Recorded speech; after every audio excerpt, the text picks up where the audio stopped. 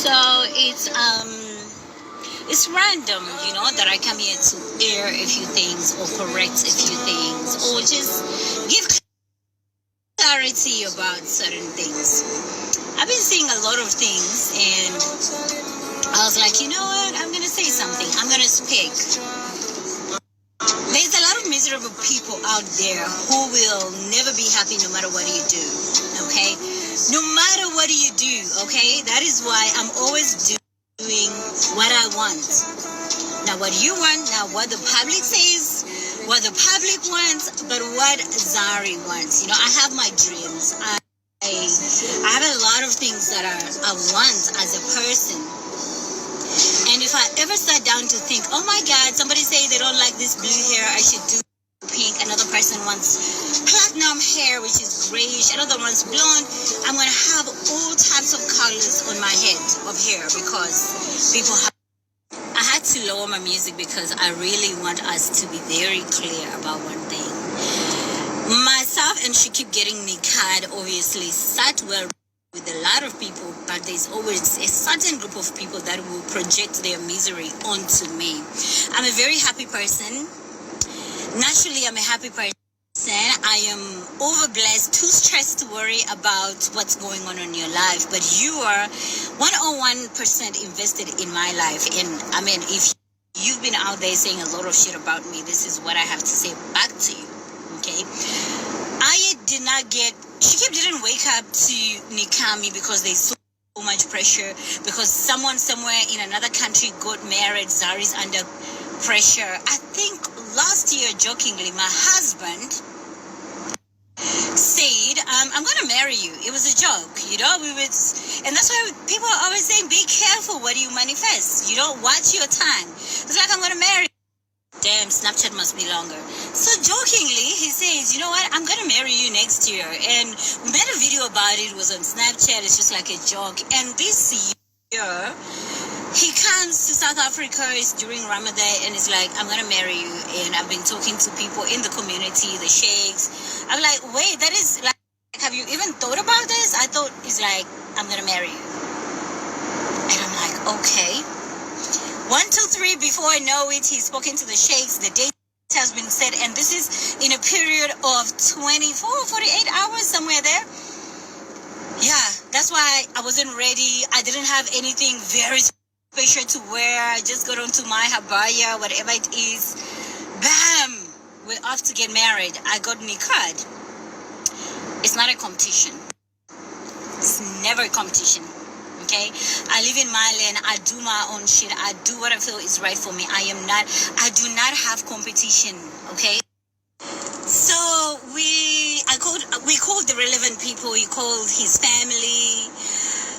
I spoke to my family, and I'm like, okay, this is what's going down. They're like, are you sure? Are you ready? Do you really love him? Do you want to be with this person? I'm like, yeah, we're good. Like, he's really. My eyes teared because of mascara. Yeah, but I'm looking pretty. So, before I know it, everything is in place, and we got nikad. It's not because of pressure. I'm not competing with anyone. So just because somewhere in another country got married, no more people are going to get married? Or was that the first person to get married? Or just because Zari now got nikad, no more people should be nikad? So if another East African babe gets nikad today, oh, you copying Zari? Why is it when it comes to me, it's always an issue? People have been married before. People have been nikad before. But when it comes to Zari, when it comes to me, when it comes to Zarina me, it's always an issue. Okay, people always are like, oh, she's doing it because don't you think that I'm actually living my life, my dream? Like, I've got my shit together, run my own companies, raising my kids beautifully. I'm very, very, very established. I'm very successful. I do charity. Don't you think I'm really living my life? And just because you're not living your life, you're projecting all this misery in your life onto me. Babe, I'm happy. I am so happy. I'm not doing anything for anyone. I am with Shakib because I want to be with Shakib. Not for pressure, not for anything, for me and him. Alright, so it's got to stop. So all these years that I've had people trolling me, you know, I'm going to ask you to take time out and put all this energy on yourselves, you know.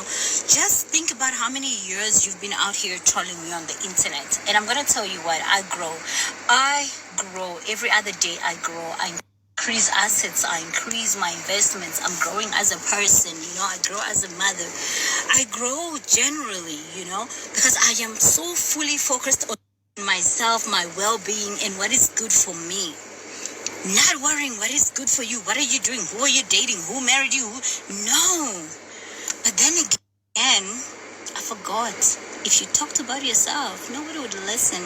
Nobody would pay attention, you know, because it's always the busybodies, the nobodies who are always in the streets. So I am with my husband because he decided to do it, not for competition, not for anyone. And a lot of times, let me end with this, a lot of times it's always the miserable, bitter nobodies. My words, it's always the miserable, bitter nobodies that are always out here making a fuss about. Honestly, if you were busy with your life, investing in yourself, doing you, wallahi, I promise you, you wouldn't have time for me. You wouldn't have time because you are so fully invested in your life, your well-being, your everything. You know, it's about you.